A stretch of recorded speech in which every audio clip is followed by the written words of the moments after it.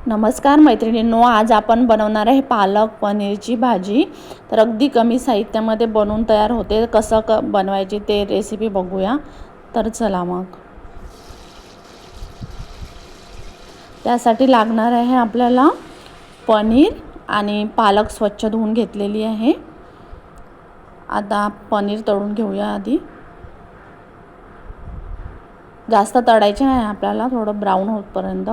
आणि त्यासाठी लागणार आहे टमाटर आपण थोडं भाजून घेतले आहे, लसूण अद्रक आणि थोडे 4-5 काजू घातलेले आहे। आता आपण पालक प्युरी तयार करून घेऊ आणि मसाला पण बारीक करून घ्यायचा आहे। आता तेल गरम झालेलं आहे, तर त्याच्यामध्येच आपण हे वाटण घालूया। त्याच्यामध्ये कांदा, लसूण, अद्रक आणि 4-5 काजू घातलेले आहे। जास्त काही मसाला लागणार नाही आपल्याला याच्यामध्ये आणि अगदी कमी मसाल्यामध्ये छान होते ही भाजी। तर आता आपण 2 मिनिट परतून घेतलेलं आहे। आता आपण तिखट घालूया, चवीनुसार मीठ आणि हळद पण घातलेली आहे। आता 2 मिनिट छान परतून घेऊ।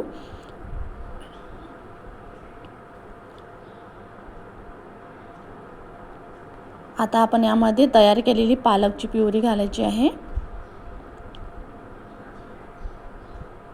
आता आपण पनीर पण घालून घेऊया आणि आपली तयार आहे पालक पनीरची भाजी। झटपट होते ही भाजी।